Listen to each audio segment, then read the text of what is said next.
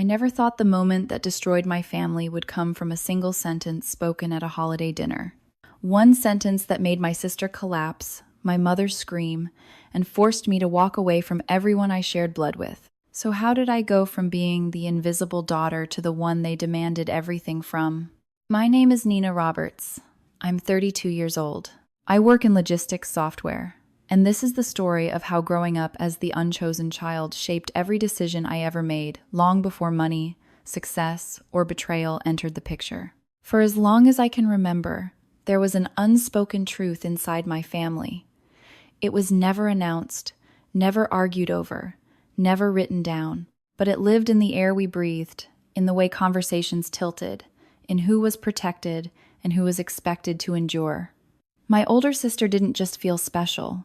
She was treated as essential, and I was treated as optional.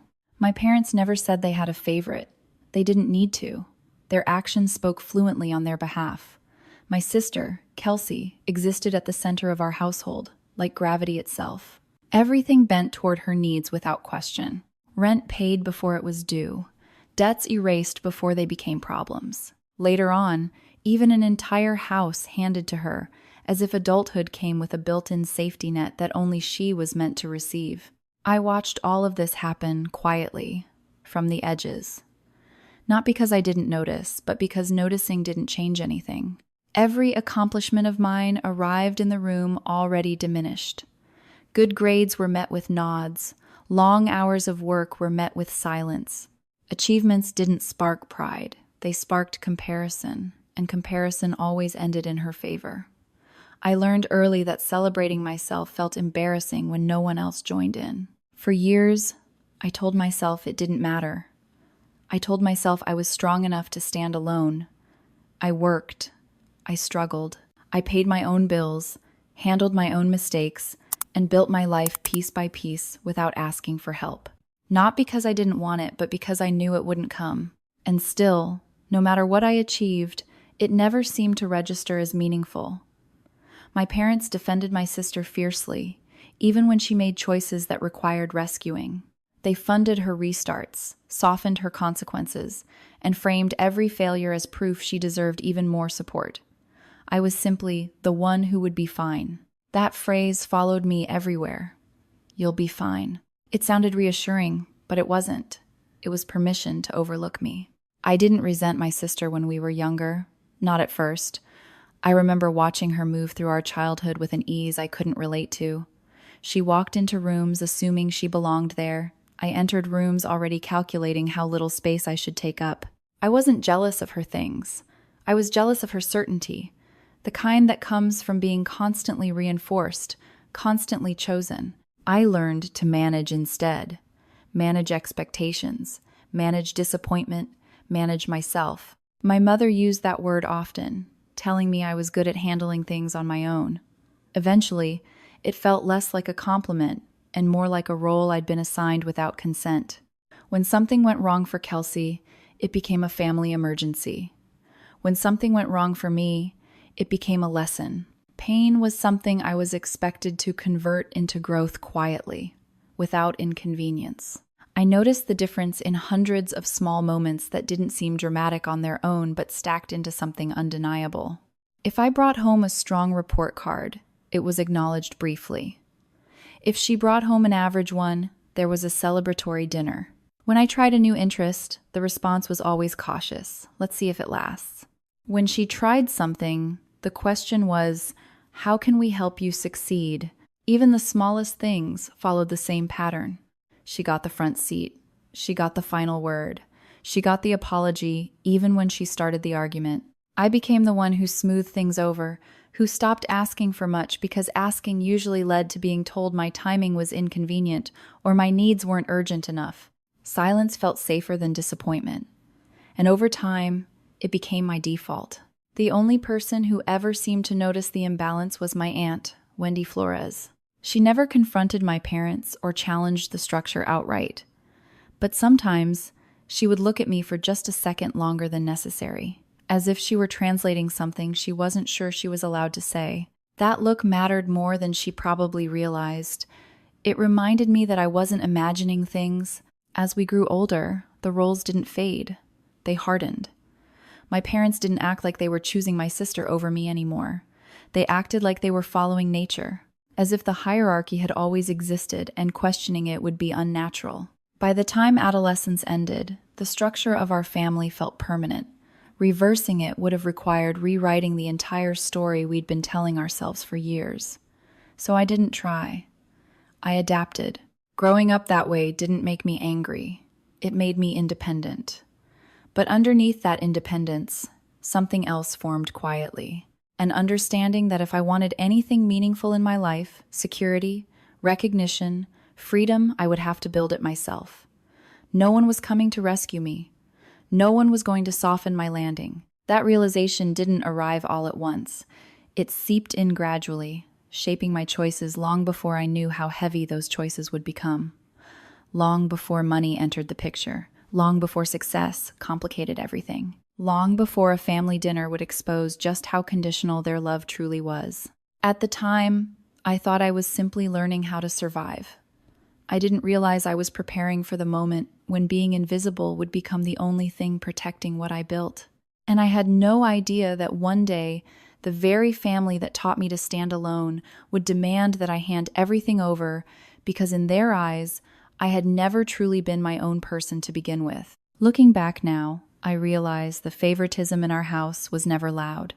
It didn't announce itself with dramatic declarations or obvious cruelty. It was quiet, consistent, almost polite, and that made it harder to name, harder to challenge, and impossible to escape. My parents never sat us down and explained the rules. They didn't say my sister mattered more. They didn't say I mattered less. Instead, they let the difference reveal itself through repetition. Through patterns that became so normal, no one thought to question them, least of all me. Kelsey's wants were treated as necessities, not because she demanded them, but because the household seemed to rearrange itself automatically to accommodate her. If she needed new uniforms for cheer practice, they appeared without discussion. If she grew bored and wanted to switch teams, my mother made phone calls until something better opened up. If a school project overwhelmed her, my father stepped in and quietly made sure it turned out well. None of this was framed as special treatment. It was framed as support, as good parenting, as doing what families are supposed to do. For me, everything came with conditions. Anything I needed had to be justified. Anything I wanted had to be earned. I learned to explain myself carefully, to minimize requests before they ever left my mouth. I learned which battles weren't worth starting and which emotions were safer to swallow than express. When something went wrong for Kelsey, it became a collective concern. Voices lowered, plans adjusted. The question was always how to fix it for her. When something went wrong for me, the tone shifted. Mistakes became lessons. Struggles became character-building exercises. Sympathy was replaced with advice, most of it unasked for. I don't think my parents believed they were being unfair. That was the most confusing part. They acted as if they were simply responding to reality rather than shaping it, as if Kelsey needed more because she was more fragile, more complex, more deserving of protection. And because I adapted, because I coped quietly, they assumed I needed less. The imbalance showed itself in small, almost forgettable ways. If I brought home a good grade, it was acknowledged briefly, then set aside. If Kelsey brought home an average one, there was enthusiasm, encouragement, sometimes even a small celebration to keep her motivated. When I tried a new hobby, the response was cautious, skeptical. Let's see if it lasts. When she tried something new, the question was always, what can we do to help you succeed? Even as children, we understood the hierarchy without ever naming it. She got the front seat on road trips. She got the last slice of cake. She got the apology. Even when she started the argument, I became the one who smoothed things over, the one who learned to read the room and adjust accordingly. I stopped asking for much, not because I didn't want things, but because it was easier than being told my timing was bad or my needs weren't important enough to interrupt whatever crisis Kelsey was having that week. Silence became my strategy. It wasn't noble. It wasn't strong. It was survival. What's strange is that I don't remember hating her. Not then. I remember watching her glide through our childhood with a confidence that seemed to come from being constantly reinforced. I remember wondering what it would feel like to move through the world without second-guessing your place in it. I wasn't jealous of her advantages. I was jealous of her certainty. She walked through our house as if the walls themselves leaned toward her. I learned to move without making noise. The only person who ever seemed to notice the imbalance was my aunt, Wendy Flores. She never intervened, never challenged my parents directly, but sometimes she would look at me with an expression that felt like recognition, as if she were seeing something the rest of the room refused to acknowledge. She never said anything outright, but that look mattered. It reminded me that what I felt wasn't imaginary. As we got older, the imbalance didn't fade. It became more entrenched. My parents didn't seem to think they were making choices anymore.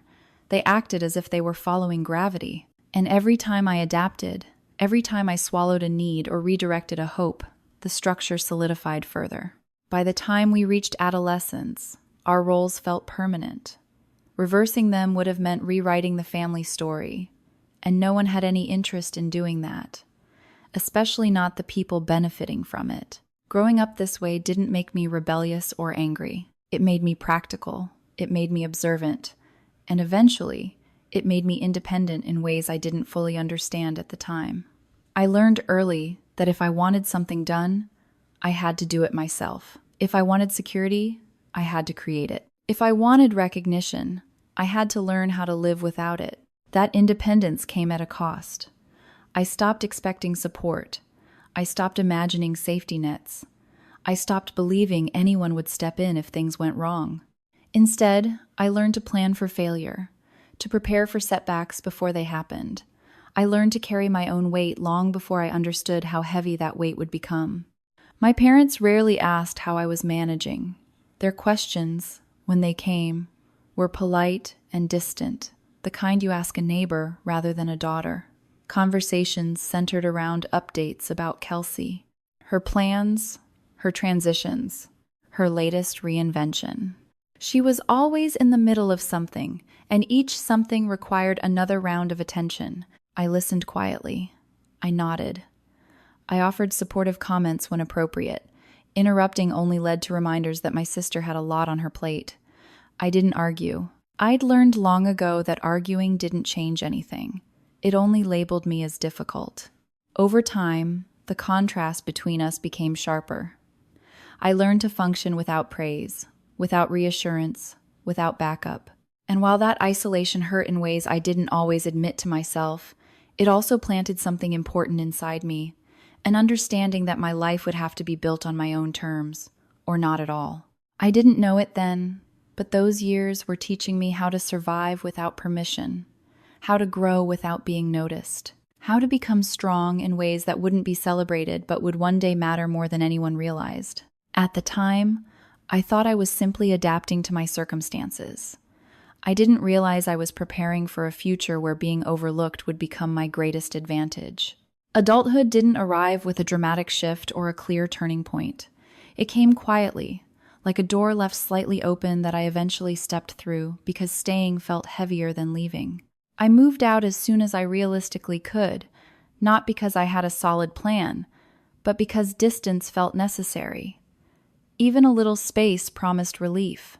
My first apartment was small, smaller than I'd imagined for myself growing up. The walls were thin, the carpet worn down to a dull gray, and the kitchen barely wide enough to turn around in without bumping into something. But it was mine. No one else's expectations followed me there. No one needed me to shrink to keep the balance intact. For the first time, I could hear my own thoughts without adjusting them to fit into a family hierarchy. There was no celebration when I left. No concern, either. My parents treated it like a natural progression, something I was expected to manage on my own. And I did. I worked long hours, took whatever shifts were available, and learned quickly how to stretch limited resources. Every bill mattered. Every expense had to be planned. There was no margin for error. College wasn't a grand transition filled with guidance or reassurance. It was a series of calculated decisions. I enrolled at a community college because it was the only option I could afford, balancing classes with part-time work. Later, when I had saved enough, I transferred to a state university. Each step forward came with its own weight. Tuition, deadlines, rent, groceries, transportation. Everything depended on me staying functional. I kept a schedule taped above my desk, color-coded and detailed down to the hour. Classes, work shifts, study time. If I didn't structure my days carefully, things would collapse. There was no backup plan, no one to call if I fell behind. Discipline wasn't something I admired from a distance anymore. It was survival. While my world revolved around stretching $20 into a week's worth of meals, my sister's life unfolded very differently. My parents secured her an off-campus apartment with rent fully covered. They furnished it too, insisting she needed a comfortable environment to focus. When she switched majors once, then again, then a third time, they reassured her that exploring options was normal, that she was still figuring things out. She had room to drift. And no one treated that drift as a problem. I understood, intellectually, that she wasn't intentionally taking anything from me. The imbalance wasn't something she created on her own, but she never questioned it either. She accepted every safety net as if it were an expected part of adulthood rather than an advantage most people never receive. That acceptance stung more than I wanted to admit. Every decision I made required calculation. Every setback meant something else would have to be sacrificed. During those years, I held multiple jobs. I worked as a check-in clerk at a fitness center, then as a cashier at a pharmacy. Later, I picked up a night shift as a receptionist at a logistics warehouse. The warehouse paid slightly better, and that was enough to keep me there, even when exhaustion followed me everywhere. Some nights, I caught myself staring at the computer screen long after my shift technically ended, wondering how other people found space in their lives for rest. I'd watch coworkers talk about weekend plans or spontaneous trips, things that felt abstract to me. Rest wasn't something I scheduled. It was something that happened accidentally, usually when I was too tired to stay awake. But that period changed me in ways I didn't immediately recognize. It taught me how to function without a safety cushion, how to push through discomfort without waiting for permission. Independence stopped being a trait I was praised for and became a condition of my existence. My parents rarely asked how I was managing. Their questions, when they came, were polite and distant. Conversations focused on my sister, her classes, her social life, her latest plans.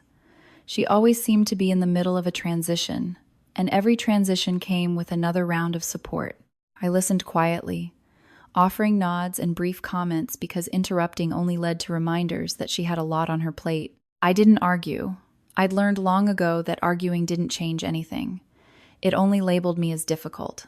As time passed, the contrast between our lives became sharper. I graduated with student loans I knew I'd be paying off for years. She graduated with none.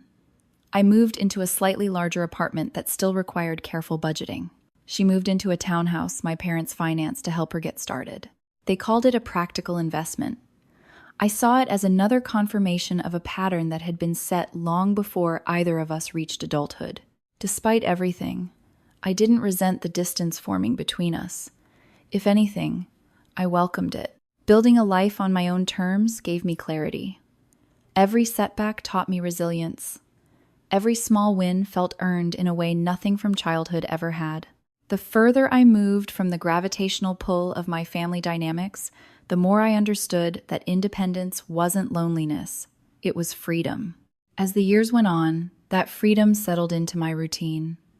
Quiet nights, long shifts, a life shaped by responsibility rather than expectation.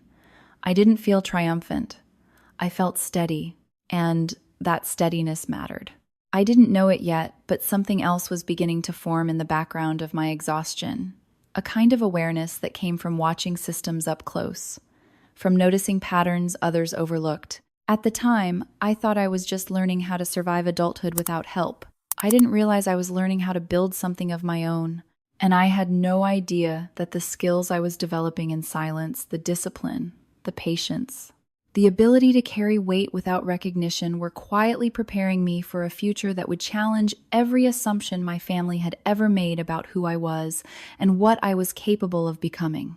At that point, All I knew was this: no one was coming to rescue me. And somehow, that truth stopped feeling like a loss and started feeling like permission. The idea didn't arrive as inspiration.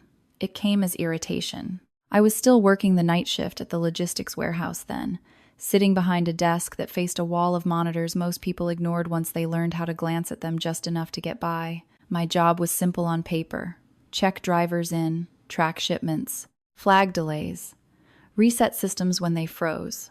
It wasn't glamorous, and no one treated it as anything more than a paycheck. But I noticed things. Patterns others accepted as normal. Packages routed twice when they didn't need to be. Delays caused by outdated tracking steps no one bothered to question. Workarounds stacked on top of workarounds until the whole system felt like it was being held together by habit rather than logic. At first, I thought I was just tired. That exhaustion was making me fixate on inefficiencies because I needed something to occupy my mind during long, quiet hours. But the more I watched, the clearer it became that the chaos wasn't inevitable. It was fixable. That thought followed me home. I'd lie in bed staring at the ceiling, mentally reorganizing processes no one had asked me to improve. On my nights off, I started sketching ideas on scrap paper. Nothing ambitious, just small adjustments, simpler routes, cleaner handoffs, a way to reduce the number of human errors by removing unnecessary steps.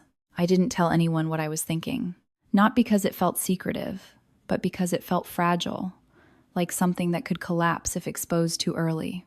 I had no background in software development, no formal training, no one offering guidance, but I had access to the internet, a library card, and a discipline that had been shaped by years of having no margin for failure. So I started teaching myself.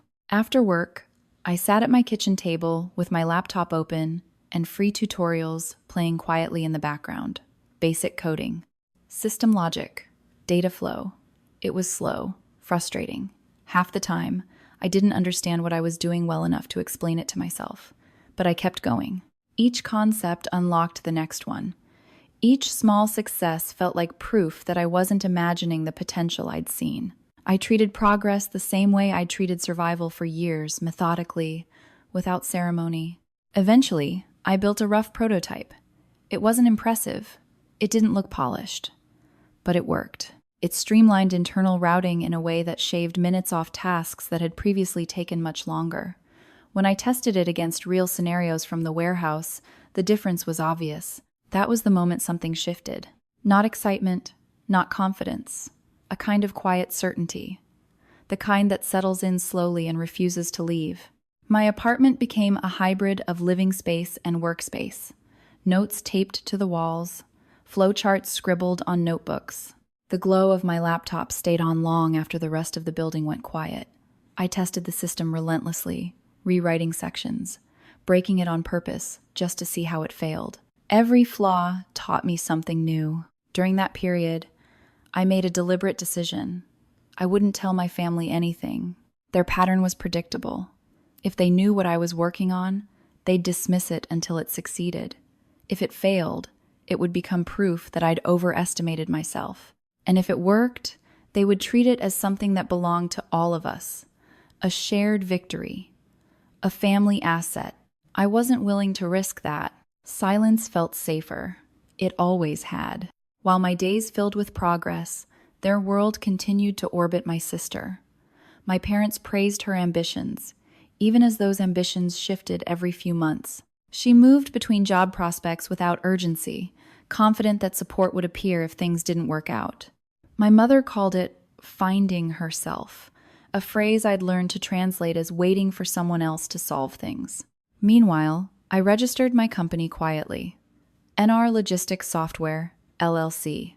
Seeing the name on official paperwork felt unreal, not triumphant, grounding. Like setting a stake in the ground and acknowledging that this thing I'd been building in isolation had crossed into something real. I started pitching a functional version of the system to small businesses. Most weren't interested. Some didn't understand the value. A few listened politely and declined. Rejection became routine. But then, a small distribution center agreed to try it. The first implementation was messy. There were adjustments, long nights fixing issues I hadn't anticipated. But when their workflow improved measurably, when delays dropped and errors decreased, something inside me steadied further. This wasn't a fluke. The workload grew quickly. I balanced freelance contracts during the day with system development late into the night. My bank account fluctuated in ways that made me uneasy, but the progress felt worth the risk. There were moments when exhaustion pressed so hard it felt physical. Moments when I questioned whether the effort would ever amount to anything sustainable. But quitting never crossed my mind. Too much of my life had been spent proving I could handle things alone. Walking away now would have meant accepting the narrative my parents had always assigned me, that I was capable, but never exceptional, reliable, but not worth investing in.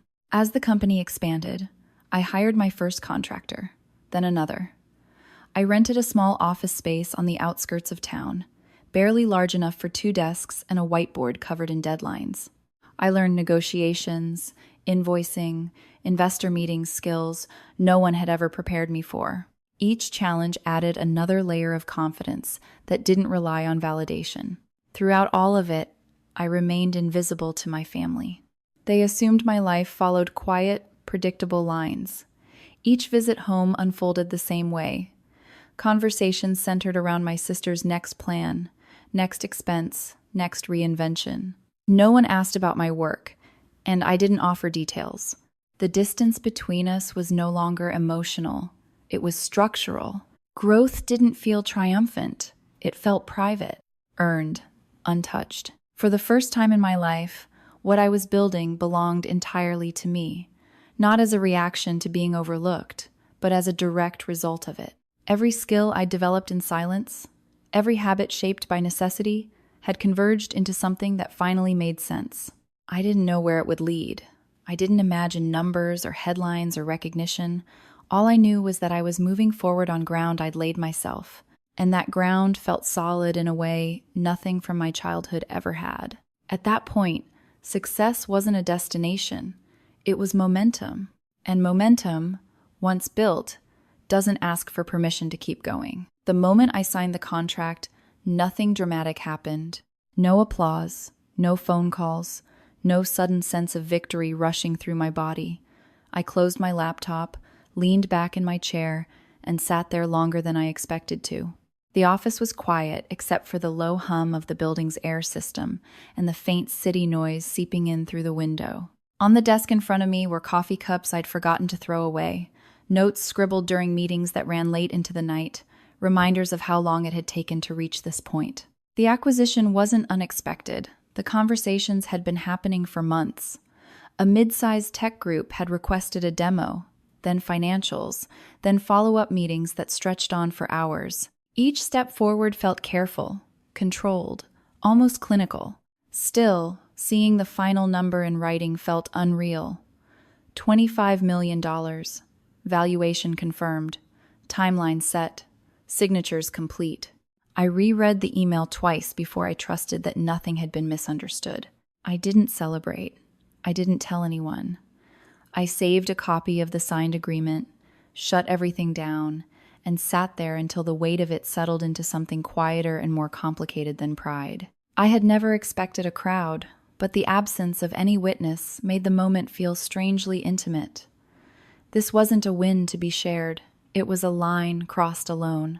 Keeping it private wasn't a strategic decision. It was instinct. Everything about my upbringing had taught me that information was currency in my family. Anything of value, once shared, became communal property. If I spoke too soon, my success would stop being mine. It would turn into something owed, something redistributed under the language of fairness and family.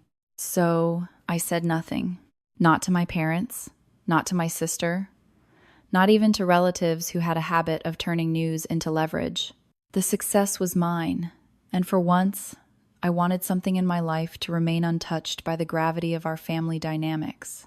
Outwardly, nothing changed. I kept working. Meetings continued. Transition plans unfolded quietly. My routine stayed intact.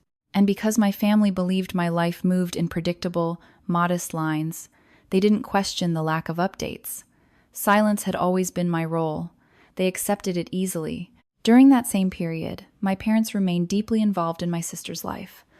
Their conversations still revolved around her needs, her instability framed as exploration. They refinanced part of their home to help her through what they called a transitional phase. Bills she forgot to pay were covered without discussion. Missed opportunities were softened into learning experiences. Their support never wavered, and she never hesitated to accept it.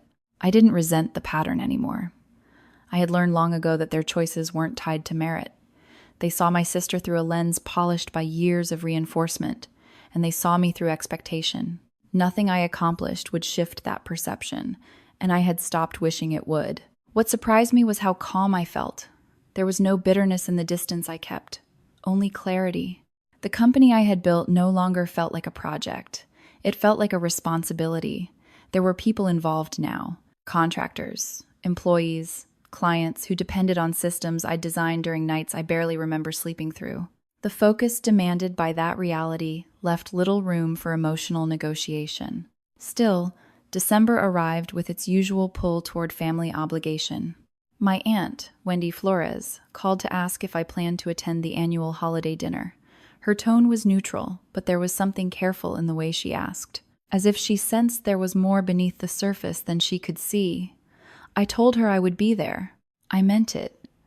Avoidance wasn't my goal. I wasn't hiding. I simply wasn't volunteering information that had never been protected before. Walking into my parents' house that evening felt strangely familiar and distant at the same time. The decorations were up, arranged with the same precision my mother always insisted on. The house smelled like the holidays, warm and practiced. Conversations filled the rooms, overlapping and loud in a way that reminded me of how much space I used to shrink to occupy. I moved through the gathering carefully, greeting relatives, offering polite smiles, keeping interactions surface level. No one pressed me for details about my life. They rarely did. Most attention gravitated naturally toward my sister, who spoke easily about her latest plans, her current uncertainties framed as potential. I listened the way I always had, quietly, without interrupting the familiar rhythm. Dinner unfolded predictably. Plates passed, glasses refilled, praise offered where it was expected. For a moment, I thought the evening might pass without incident. Then my Aunt Wendy spoke. She didn't raise her voice or make a show of it. She waited until the table settled, until there was a pause just long enough to carry weight. Then she asked how my work had been going, not casually, not as small talk. There was something deliberate in her tone, something that suggested she knew more than she was asking for. The room shifted. Eyes turned toward me, surprised by the question itself. I felt the familiar pressure of attention, but this time, there was no easy way to redirect it. Deflecting felt heavier than answering, and for reasons I still can't fully explain, I decided not to minimize the truth. I didn't give details. I didn't frame it as an accomplishment. I simply said that I had finalized the sale of my company. I stated the number plainly. The silence that followed was complete. Shock registered first, then disbelief. Expressions changed quickly, not into pride or curiosity, but into something far more unsettled. My mother's posture stiffened, her attention sharpening in a way I recognized from years of unspoken expectation. My father froze, his stillness carrying the weight of a realization he wasn't prepared to process. But it was my sister's reaction that cut through everything. Her expression wasn't confusion, it was panic. The kind that surfaces when a structure you rely on shifts without warning. Her breathing changed, her composure cracked. The entitlement that had followed her since childhood didn't disappear in that moment. It surged. What unsettled them wasn't the number itself. It was the independence behind it. The idea that something significant had happened without their knowledge, approval, or involvement threatened the balance they'd upheld for decades. No one congratulated me. No one asked how I'd done it. The unspoken question hanging in the air was simpler and far more revealing. Why weren't we included? I felt it then. The moment when the story I'd lived my entire life collided with the reality I'd built in silence. Their shock wasn't about my success. It was about control, about a future that no longer passed through their hands. As the conversation shifted awkwardly, I understood something with unsettling clarity. The quiet I'd maintained wasn't protecting me anymore. It had merely delayed the inevitable. What I didn't know yet was how quickly curiosity would turn into expectation, and expectation into entitlement. I didn't know that the dinner table wasn't the climax of the story, but the beginning of a far more dangerous chapter. All I knew was that the calm I'd built around my life had cracked, and once cracked, it would never settle the same way again. What followed that dinner didn't explode the way people imagine confrontations do. There was no shouting that night, no dramatic walkout, no final words spoken across the table. Instead, everything retreated into something far more unsettling, quiet. On the surface, life returned to normal. My parents sent polite messages. My sister didn't contact me at all. Conversations, when they happened, stayed carefully neutral, as if everyone were testing the edges of something fragile and unspoken. But underneath that calm, I could feel movement, like pressure building behind a wall that hadn't cracked yet, but would. I went back to my routine. Work filled my days. Meetings, transitions, long conversations with lawyers and accountants that had nothing to do with my family and everything to do with protecting what I'd built. I told myself the dinner had simply disrupted expectations. That time would smooth things over. That silence, as it always had before, would settle things back into place. I was wrong. The first sign came quietly, the way warnings often do. An alert from my bank flashed across my phone while I was in the middle of a meeting. I almost ignored it. Notifications were constant, and I'd learned to filter most of them out. But something about the wording made me pause. An attempted transfer, a large one. It hadn't gone through. The system flagged it before any money moved. I told myself it was probably a glitch, a miscommunication, something that could be explained easily. Still, I excused myself and stepped into an empty conference room to call the bank. The representative was calm, professional, careful with her words. She confirmed the attempted activity and explained that several security checkpoints had been triggered in quick succession. Information tied to my history had been entered correctly. Enough correctly that the attempt came uncomfortably close to succeeding. When I asked where the request had originated, there was a pause. She explained what she was allowed to share. The details lined up with information only a narrow circle of people could have known. Contact data linked to my parents' address. Security questions answered with familiarity rather than guesswork. No one said the word out loud. They didn't have to.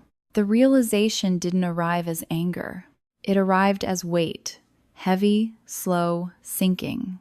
Like discovering that the floor beneath a familiar room had been hollow all along. I'd always known my family felt entitled to my time, my attention, my emotional labor. But seeing evidence that they felt entitled to my money down to access points and passwords changed something fundamental. This wasn't misunderstanding. This wasn't concern. This was violation. I didn't call anyone to confront them. I didn't ask for explanations. I didn't give them the opportunity to rewrite the narrative. I moved quietly, the way I always had, but this time with purpose. I contacted Alexis, the attorney I'd been referred to months earlier and never fully engaged. Sitting across from her in her office, I laid everything out.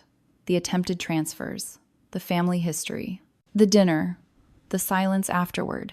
She listened without interrupting, taking notes, asking precise questions that had nothing to do with emotion and everything to do with documentation. When she spoke, her tone was steady, clear. She explained what steps we needed to take, not to punish, not to escalate unnecessarily, but to protect, to create barriers where boundaries had never been respected. Through Alexis, I brought Ryan into the process to analyze the financial patterns tied to my family.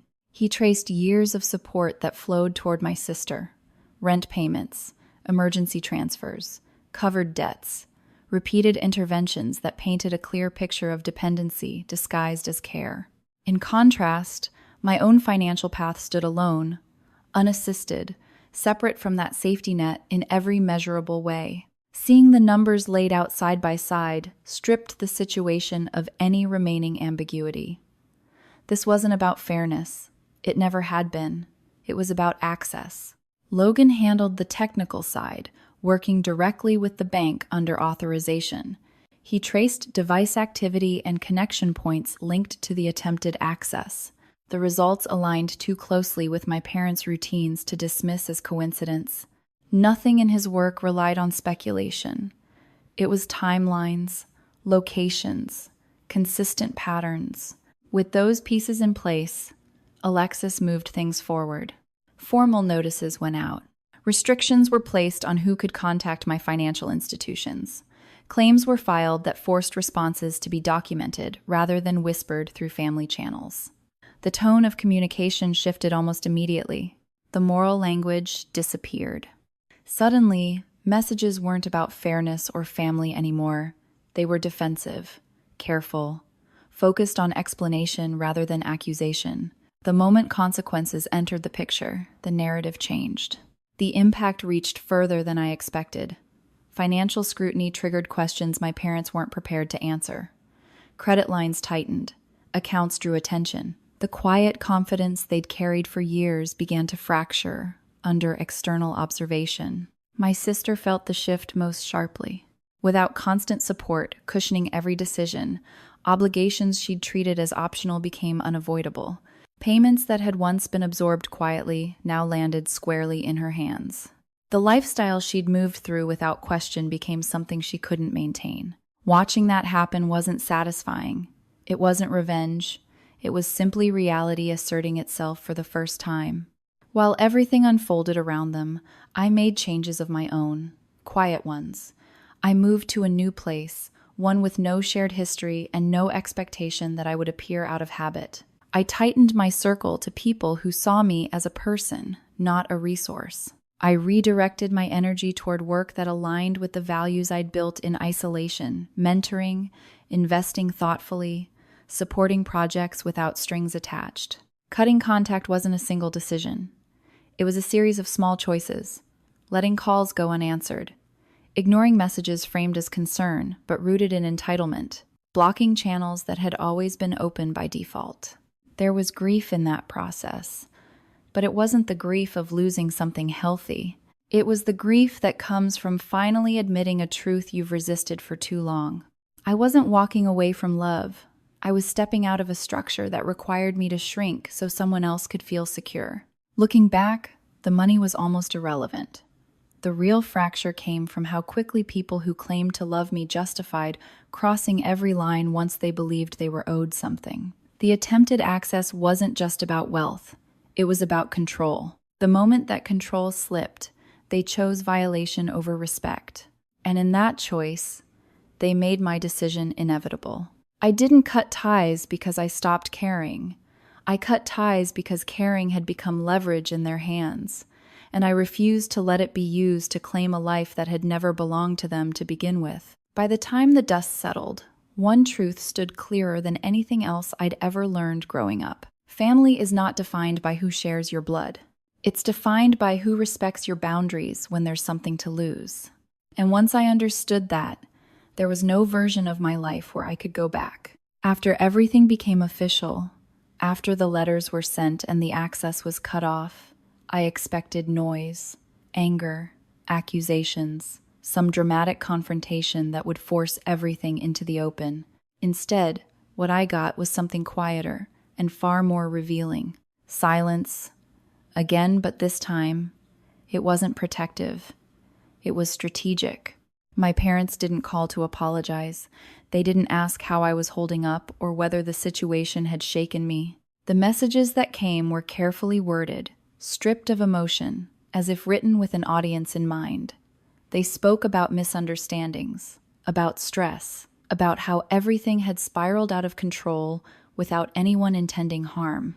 There was no acknowledgement of the line they had crossed, only an insistence that the situation had been blown out of proportion. My sister reacted differently. Her silence didn't last long. At first, it came as fragmented messages, emotional ones. Late at night, long paragraphs that jumped between blame and desperation without ever landing on accountability. She wrote about pressure, about feeling abandoned, about how unfair it was that everything had changed so suddenly. The tone wasn't apologetic, it was panicked. She didn't ask if I was okay. She asked why I hadn't helped her. Reading those messages, something in me finally settled. The confusion I'd carried for years dissolved into clarity. She wasn't upset because boundaries had been crossed. She was upset because access had been denied. The distinction mattered more than I wanted it to. I realized then that my role in her life had never been emotional support. It had been potential backup, a resource she hadn't needed before, but now felt entitled to once she knew it existed. My parents echoed that sentiment in subtler ways. They spoke about family obligations, about how success should be shared, about how they had always provided for both of us in their own way. When I didn't respond, their tone hardened. They began framing my silence as betrayal. That was when I understood something painful but necessary. In their version of events, I wasn't protecting myself. I was withholding what they believed belonged to them. My independence wasn't admirable. It was disruptive. The more distance I created, the more the narrative shifted. I became ungrateful, cold, changed by money. It didn't matter that I had built everything without them. What mattered was that I had done it without permission. My sister struggled visibly once the safety net disappeared. The townhouse payments my parents had always helped cover became her responsibility. The lifestyle she'd never had to budget for suddenly demanded structure she didn't have. She sold things she'd once taken for granted. The car she loved became a burden instead of a symbol. Watching that unfold didn't bring satisfaction. It brought a strange sense of inevitability. This wasn't punishment, it was exposure. For the first time, she was living without someone else absorbing the consequences of her choices. And she wasn't prepared for that reality. Not because she was incapable, but because she'd never been required to develop those skills. My parents, too, felt the shift. Without my compliance, their authority weakened. The image they'd maintained for years began to fracture. Questions they weren't used to answering followed them. Explanations they'd never had to give became unavoidable. They reached out less frequently after that. And when they did, the warmth was gone. What remained was obligation without affection. I started to understand that what they missed wasn't me. It was the version of me that didn't resist. The one who absorbed disappointment quietly. The one who didn't complicate things by asserting ownership over her own life. As weeks passed, I noticed something unexpected. The absence of constant tension created space. Space to breathe. Space to think. Space to feel emotions that had been buried under years of self-management. There was grief in that space. Not the dramatic kind. The quiet kind that settles in when you accept that something you hoped would change never will. I mourned the idea of parents who would one day see me clearly, of a sister who might recognize the imbalance and step away from it on her own. Letting go of those hopes hurt more than any argument ever had. But alongside the grief came relief. I no longer checked my phone with a sense of obligation. I no longer rehearsed conversations in my head, anticipating how to explain myself without causing conflict. The constant low-level anxiety I'd lived with for so long began to fade. I realized how much energy I'd spent maintaining relationships that only functioned when I minimized myself. Without that drain, my focus sharpened. I invested more time into work that felt meaningful. I mentored people who reminded me of my younger self, driven, overlooked, quietly determined. I supported projects without expecting recognition, because for the first time, generosity wasn't tangled with guilt. The distance between me and my family became permanent, not through one final decision, but through consistency. I stopped responding to messages that framed my boundaries as cruelty. I declined invitations that came with unspoken expectations. I chose peace over explanation. There were moments when doubt crept in, moments when I wondered if I had been too harsh, if there was a way to maintain connection without compromise. But every time I revisited the facts, the attempted access, the entitlement, the refusal to acknowledge harm, I was reminded why distance was necessary. Love doesn't require self-erasure. Family doesn't justify violation. And boundaries aren't punishments. They're protections. I didn't walk away because I stopped caring. I walked away because caring had been used as leverage for too long. Because every time I tried to exist as an equal, I was pulled back into a role that demanded sacrifice without consent. The truth is, the hardest part wasn't losing them. It was accepting that I never truly had them in the way I thought I did. Once I accepted that, the narrative they tried to impose lost its power. I no longer needed them to understand my choices. I only needed to honor them. And for the first time in my life, I did. Not loudly, not dramatically, but completely. After the distance settled and the noise faded, I expected to feel empty. That was what I'd always been warned would happen when you cut ties. Loneliness, regret, the aching sense that something essential was missing. But what surprised me was how quiet everything became in a way that felt steady rather than hollow. My days no longer revolved around anticipating reactions. I didn't brace myself before checking my phone. I didn't rehearse explanations in my head, trying to predict how my words might be twisted or dismissed. The constant vigilance I'd lived with for most of my life slowly dissolved, and in its place came something unfamiliar but grounding peace. It wasn't the dramatic kind you see in movies. There was no sudden happiness, no overwhelming relief, just a gradual easing, like setting down a weight you hadn't realized you were carrying because you'd been holding it for so long. I moved forward quietly. I didn't announce my decisions or justify them. I let time do what arguments never could. My focus shifted inward, toward building a life that felt aligned rather than reactive. Work remained demanding, but it no longer felt like an escape. It felt like purpose. I began to notice how differently I moved through the world without the constant need to prove myself. Decisions came more easily. I trusted my instincts without second-guessing whether they were reasonable enough to be accepted. I stopped apologizing for taking up space. The absence of my family didn't feel like rejection anymore. It felt like clarity. There were moments when memories surfaced unexpectedly. Holidays, routines, fragments of conversations that once felt important. I didn't push them away. I let them exist without letting them pull me backward. Grief doesn't always demand tears. Sometimes it asks for honesty. I mourned the version of family I wished I had. Parents who celebrated rather than compared. A sister who saw me as a person instead of a resource. Letting go of that imagined future hurt more than letting go of the people themselves. But in releasing it, I stopped negotiating with reality. I understood then that love, when healthy, doesn't require constant sacrifice from one side. Support doesn't come with conditions hidden beneath expectations. And care doesn't disappear the moment you say no. What my family had offered me over the years wasn't unconditional love. It was access-based acceptance. And once that access was removed, everything else collapsed with it. That realization changed the way I viewed myself. For most of my life, I'd believed I was strong because I endured, because I adapted, because I learned to survive without asking for much.